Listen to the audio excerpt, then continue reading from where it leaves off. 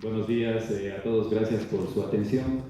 Vamos a exponer a continuación los primeros reportes de una toma de datos que tuvimos la oportunidad de hacer en marchistas de élite y juveniles. Hay que considerar que aquí en la ciudad y en la provincia está potenciado el desarrollo de la marcha atlética, entonces hemos tomado una oportunidad para tomar datos con la ayuda de algunos estudiantes de pregrado y bueno, les vamos a hablar un poco sobre eso. Está clarísimo, ¿no? La marcha, la especialidad del atletismo que más éxitos ha dado al país. De hecho, las únicas medallas olímpicas han sido obtenidas en esta disciplina. En nuestro medio, en la sierra y en Cuenca, hay un auge de marchistas. Vemos por todo lado marchistas en el Parque de la Madre, en el Parque X. Entonces, en nuestra ciudad es realmente la cuna del desarrollo de esta especialidad. Sin embargo, habíamos visto que a pesar de que son trascendentales el asunto de estudiar composición, el estudio de estudiar ratios, estructura humana en estos marchistas, no hay muchos estudios realmente en gente del medio. Hay estudios internacionales a nivel europeo, a nivel mexicano, a nivel brasileño, pero a nivel ecuatoriano son escasos. Entonces decidimos tomar oportunidad de analizar un poco a estos sujetos. Claro, hablando de la sierra ecuatoriana, que es donde más se desarrolla la marcha, tenemos el ejemplo en Ibarra con Glenda Morejón, Oscar Patín, sí, de la Tacunga, de Guaranda, la Tacunga, de la zona central del país, que ahora está entrenando acá en Cuenca. Y bueno, con todo lo que les he anticipado, nuestro objetivo fue el poder describir la composición corporal de estos atletas, tanto juveniles como de élite, para poder encontrar cuál es la diferencia principalmente entre ellos, ¿no? Y tomamos esta oportunidad de hacer un estudio descriptivo transversal. El muestreo, tomamos a todos los que quisieron participar en el estudio. Hubo gente que no quiso, ya lo explicaremos luego, y de estos logramos juntar un total de 23 marchistas que entrenan en la ciudad con diferentes grupos, porque hay que decir también que hay gente que entrena con el señor Luis Chocho, con el señor Julio Chucky, y tienen diferentes entrenadores. Entonces hubo facilidad de parte de ellos para poder hacer la toma de datos. Los instrumentos que utilizamos, un kit completo antropométrico que nos permitió poder medir cosas básicas: peso, talla, envergadura, etcétera, pliegues cutáneos, longitudes, perímetros y diámetros óseos. Antes de poder hacer los estudios, presentamos la propuesta a los entrenadores para que ellos vean que es viable, que no es invasivo, que no hace ningún daño, y sobre todo la privacidad de la información, porque se tiene mucho celo en este campo, así que tratamos nos comprometimos, como tiene que ser, de que la información iba a ser solo para ellos y que nos den la autorización para tratar la información de manera grupal. Luego, claro, el deportista firmó los consentimientos. En el caso de las personas menores, sus padres fueron los que firmaron este consentimiento. Los menores también, un tipo de asentimiento que ellos también estaban de acuerdo con participar en esta investigación. Y procedimos. Entonces hemos hablado ya de las mediciones que se hicieron. Y cada uno de estos grupos nos ayudó a poder estimar las masas de adiposa, ósea, bueno, todas las 5, en este modelo de 5 componentes de KERA, que tiene una característica especial, que es un estudio respaldado por disección cadavérica. En el estudio cadavérico de Bruselas, que se hizo en la década de los 80, 20 y algo más de cadáveres fueron diseccionados, medidos sus perímetros, pesaje hidrostático, bueno, medidas secuenciales de perímetros corregidos, luego peso de las masas, peso óseo, peso muscular, etc. Entonces, esta estrategia que utilizamos tiene este respaldo, ¿no? Y tiene un grado de asertividad o de una certeza muy alta. Se equivoca en un máximo de un 4% en la predicción de las masas y fue validada en miles de personas, deportistas y no deportistas. Entonces, por eso decidimos utilizarla.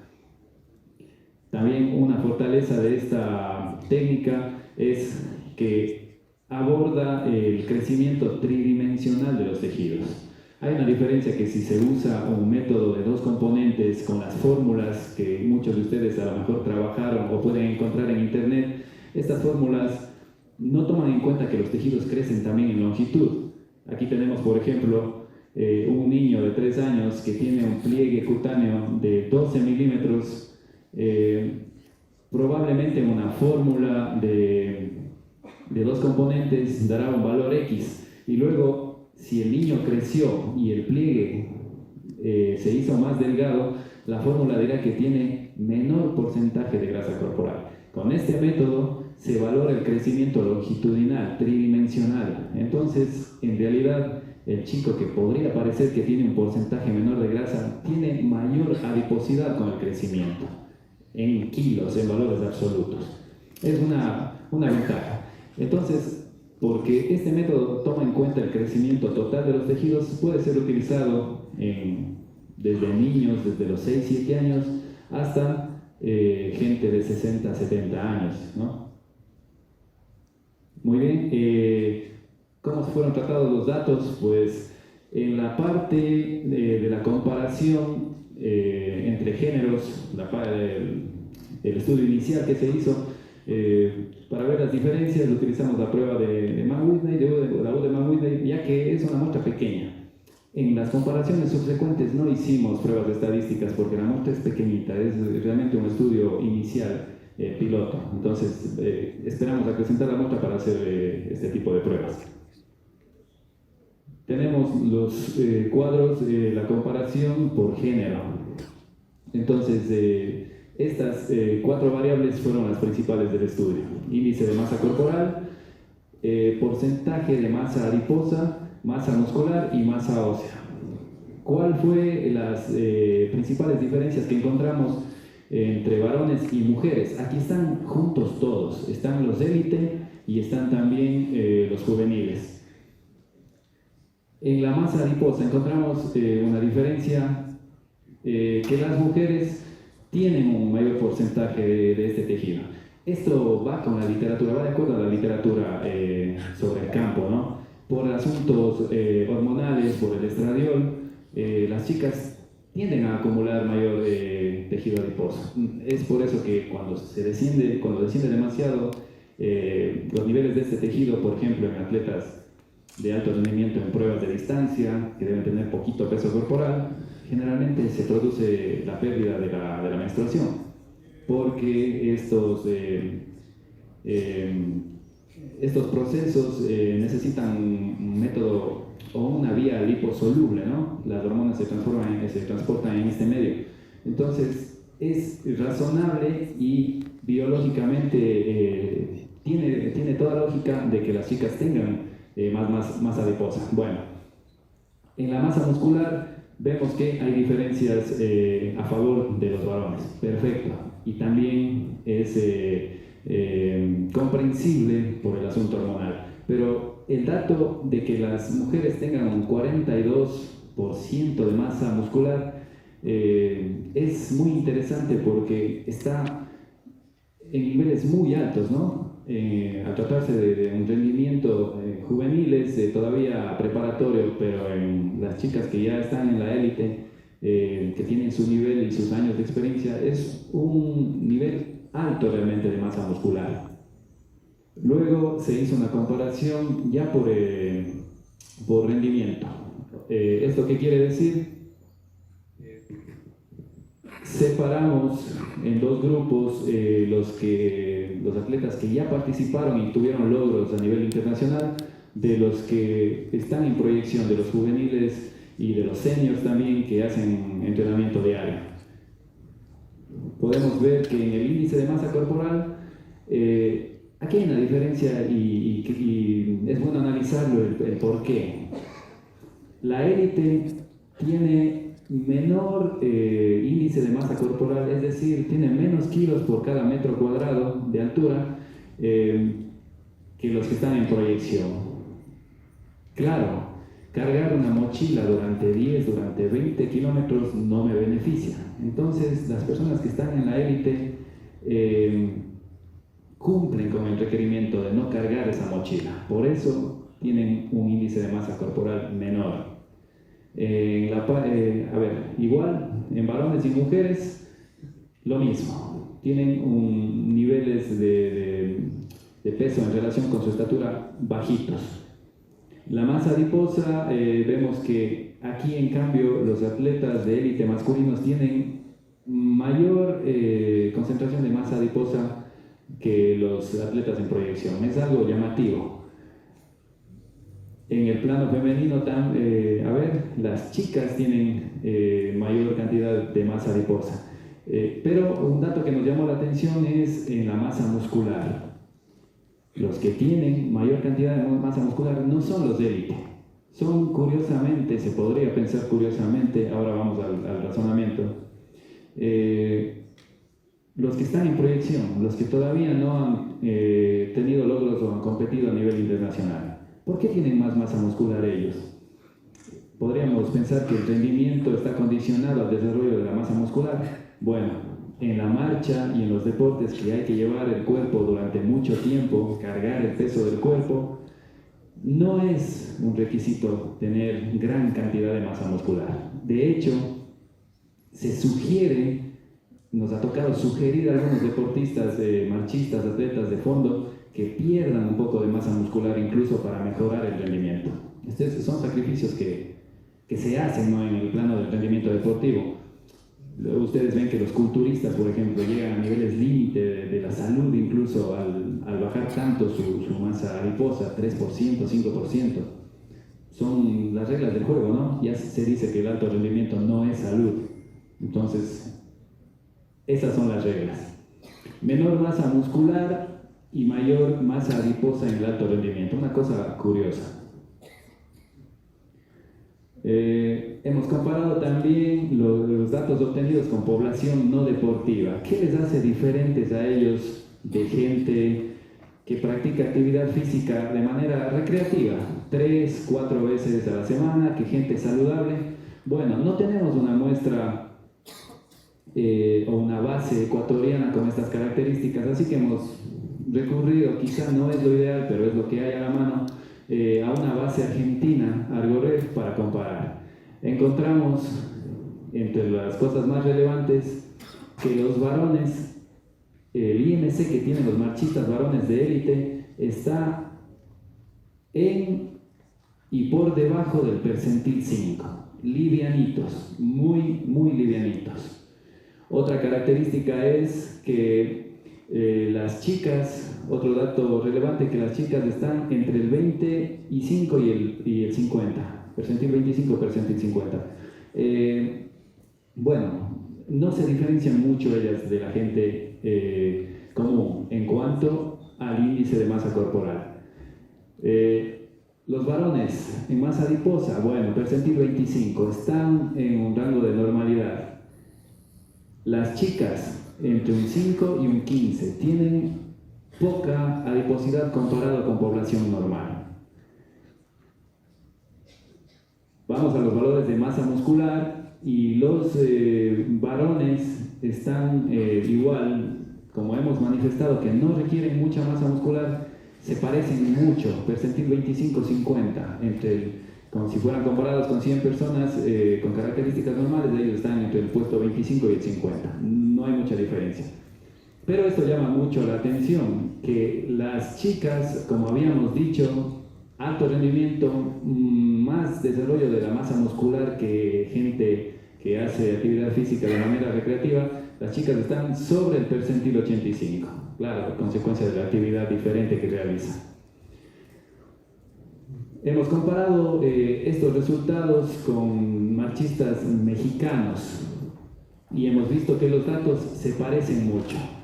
No hay mucha diferencia. Este estudio fue realizado con la misma metodología, Entonces no hemos encontrado diferencias significativas, concuerdan los datos con los estudios realizados en otros países. ¿Qué podemos concluir de todo esto? Que los marchistas y todos los deportistas que deben llevar su peso del cuerpo durante mucho tiempo necesariamente deben reducir, moderar su peso.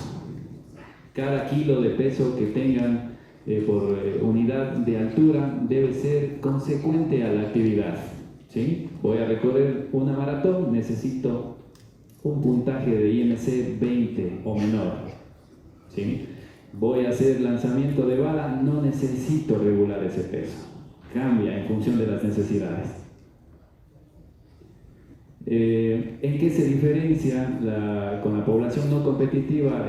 Los marchistas principalmente tienen un menor IMC, la masa muscular en las chicas es mayor y en la masa adiposa, en cambio, los valores son menores. Hemos comparado ya y hemos visto que los datos encontrados son compatibles con otros estudios realizados en el campo. Algunas limitaciones con las que nos encontramos al hacer la toma de datos y también al procesar la información, la muestra es pequeña. Como hemos dicho, es un estudio un poco piloto, inicial, y todo esto empezó como un proyecto de graduación de estudiantes y decidimos darle un poquito más de profundidad y ahora vamos a recoger más información para poder establecer conclusiones que sean atribuibles a una población más grande de deportistas. Algo que se debería hacer, y vamos a tomarlo en cuenta, es que se debe tomar en situación la maduración del sujeto. Están incluidos atletas juveniles, sin embargo, no se hizo un estudio de maduración a ver si ellos ya llegaron al tope de su crecimiento. Probablemente muchos de ellos siguen evolucionando porque tienen 16, 17 años, los juveniles. Entonces eso hay que tomar en cuenta en un momento posterior. El celo profesional nos dio mucha dificultad, como había anticipado, entrenadores que no quieren que sus dirigidos sean evaluados. Bueno, criterios respetables, ¿no? A pesar de que se les prometió y se cumplió con el asunto de que los datos eran totalmente privados y iban a ser solo para ellos, igual no se tuvo la colaboración. Nos faltaron por medir de élite al menos 5 o 6 atletas fuertes que están entrenando en la ciudad. Bueno, esperamos hacerlo a futuro. Y bueno, la proyección o la continuación de este estudio es analizar la estructura. No tomamos en cuenta la masa ósea, que es un factor muy importante en los deportes cíclicos, deportes donde se repite el movimiento continuamente durante 1 hora, 2 horas. Debe analizarse la parte biomecánica y la parte de los ratios óseos. Entonces ese es un punto a tratarlo a futuro. Vamos finalizando con todo esto, muy agradecido por su atención y quedo a las órdenes de cualquier inquietud que tengan ustedes, pues será un placer responder.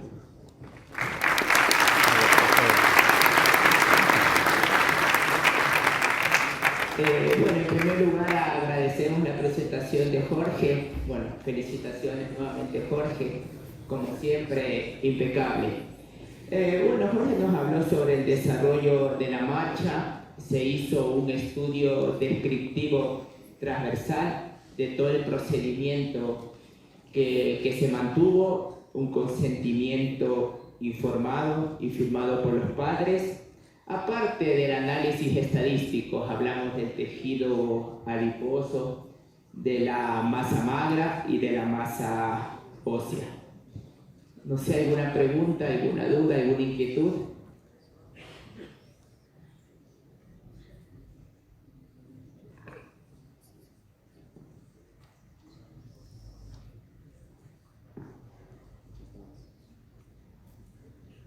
Bueno, todo claro me parece. Bueno, yo tengo una pregunta. Con respecto, Jorge, a la masa adiposa en comparación de los varones y de las mujeres, ¿nos podrías dar una conclusión? Claro, tanto en mujeres que sean deportistas de alto rendimiento o que no lo sean, siempre va a haber esa diferencia con los varones. Habíamos hablado del asunto hormonal principalmente. El estradiol sobre todo es lo que hace que las chicas acumulen más tejido adiposo en las zonas proximales al tronco. Hablamos de la parte del tríceps, de la parte de las caderas, de la parte de los muslos. En cambio, los varones la tendencia es diferente. La tendencia es acumularla en la parte abdominal. Pero al final de cuentas, el porcentaje o los niveles de masa adiposa siempre serán mayores en las mujeres por este sentido, por el asunto hormonal. Agradecemos nuevamente la exposición de Magíster Jorge Britti. Un aplauso para Jorge. Muchísimas gracias por su atención.